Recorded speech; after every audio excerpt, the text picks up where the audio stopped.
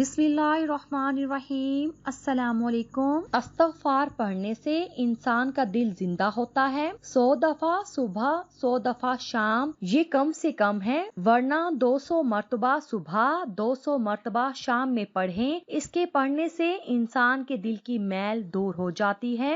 काम कर रहे हैं, ड्राइविंग कर रहे हैं, अस्तग़फिरुल्लाह अस्तग़फिरुल्लाह अपनी जुबान पर रखें। अस्तग़फिरुल्लाह का लफ्ज पढ़ने में कौन सी मुश्किल है? आप इसको 1000 दफा पढ़ सकते हैं।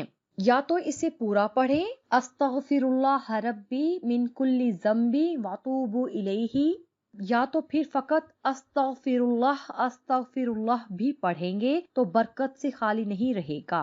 अगला सबक जिससे दिल जिंदा होता है, नबी सल्लल्लाहु अलैहि वसल्लम पर दरूद शरीफ का पढ़ना।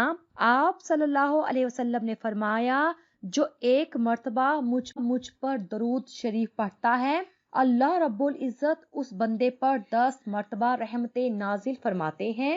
अल्लाह ताला को अपने महबूब से ऐसी मोहब्बत है कि जो अल्लाह ताला के महबूब को याद करता है, दरूद शरीफ पढ़ने के जरिए से अल्लाह उस बंदे को 10 मर्तबा याद करते हैं। हदीस पाक में आता है, अल्लाह ताला के कुछ फरिश्ते ऐसे हैं जो जमीन के अंदर चलते फिरते हैं, सियाहत करते हैं।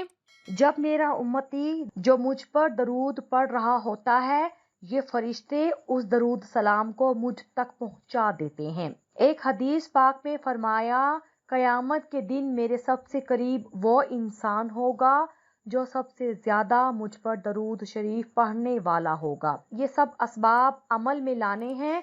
हम सबको अल्लाह का जिक्र कसरत से करना है, तलावत कुरान करनी है, इस्तग़फ़ार करनी है और दरूद शरीफ पढ़ना है। कई लोग सवाल पूछते हैं, इस्तग़फ़ार पहले करें या दरूद शरीफ पहले पढ़ें? हमारे बुजुर्गों ने इसका एक सादा सा जवाब दिया है। अगर कोई कपड़ा मैला हो तो उसकी तरतीब ये है कि पहले धोते हैं और फिर उसके ऊपर इत्र लगा देते हैं। तो इस्तग़फ़ार से उन मैले दिलों को पहले धो लें, फिर दरूद शरीफ के जरिए इत्र और खुशबू उस पर छिड़क लें। अगला सबक जिससे इंसान का दिल जिंदा होता है, अल्लाह ताला का फरमान है, ए ईमान वालो, अल्लाह से डरो और सच्चों के साथ रहो, जिनके त्वार कौल और फ़ेल में तज़ाद नहीं होता, जिनमें दरिंदगी नहीं होती। ऐसे लोगों की सोहबत इख्तियार करो, उससे इंसान का दिल बहुत जल्दी संवरता है। अल्लाह वालों की सोहबत में जो बंदा भी आकर बैठता है, खुद भी संवर जाता है। नेकों की सोहबत इंसान को नेक बना देती है और बदकार बंदे की सोहबत इंसान को बदकार बना देती है। उल्मा ने लिखा है कि जो लोग जानवर पालते हैं, उन जानवरों का भी इंसान पर असर हो जाता है। मिसाल के तौर पर जो लोग घोड़े पालते हैं, उनमें बहादुरी आ जाती है। जो लोग ऊंट पालते हैं, उनमें जिद हट धर्मी आ जाती है। और जो लोग बकरियां पालते हैं, उनमें आजिज़ी आ जाती है।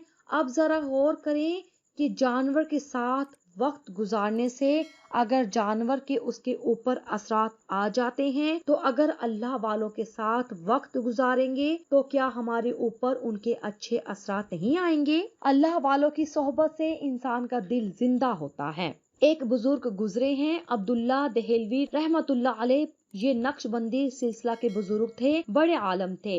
उनका दर्स तफसीर बहुत मशहूर था। रमजानुल मुबारक में दर्स तफसीर देते थे और मुल्क के मुदारिस से जो उल्मा जो तफसीर का सबक साले थे, वो उनके पास जाकर तफसील का दौरा किया करते थे। उनसे उल्मा को बहुत फैज हासिल हुआ। दिल को जिंदा करने का सबसे बेहतर अमल ये है कि हर काम नबी की सुन्नत के मुताबिक करें। खाना पीना, उठना बैठना, चलना फिरना, कोई अमल भी सुन्नत के खिलाफ नहीं होना चाहिए।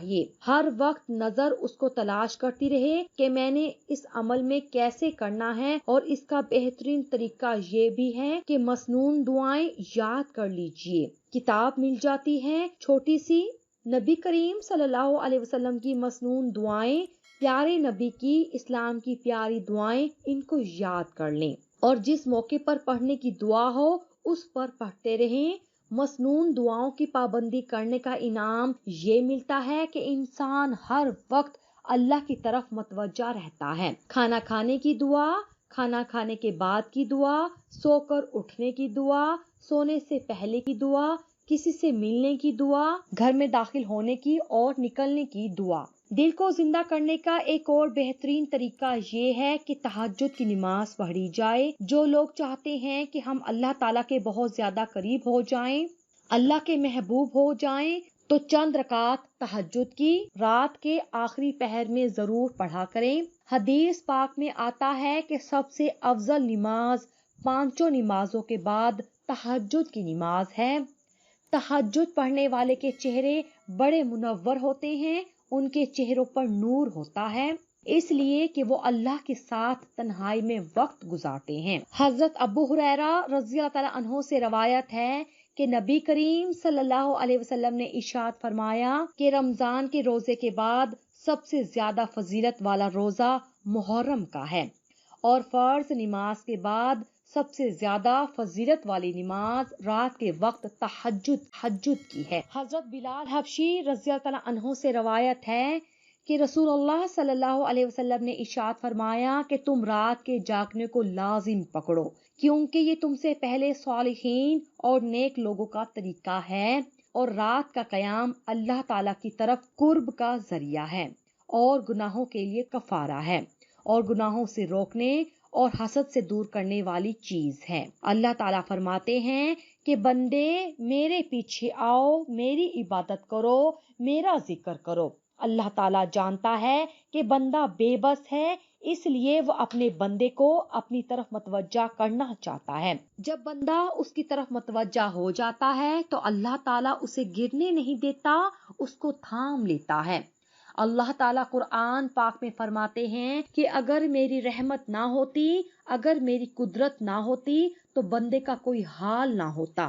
اے اللہ، ہم جھولی پھیلائے بیٹھے ہیں، ہمیں معاف فرما دے، ہم جتنے گناہ دل میں کرتے ہیں ان گناہوں کے لیے معاف فرما دے۔ آمین ثم آمین یا رب العالمین۔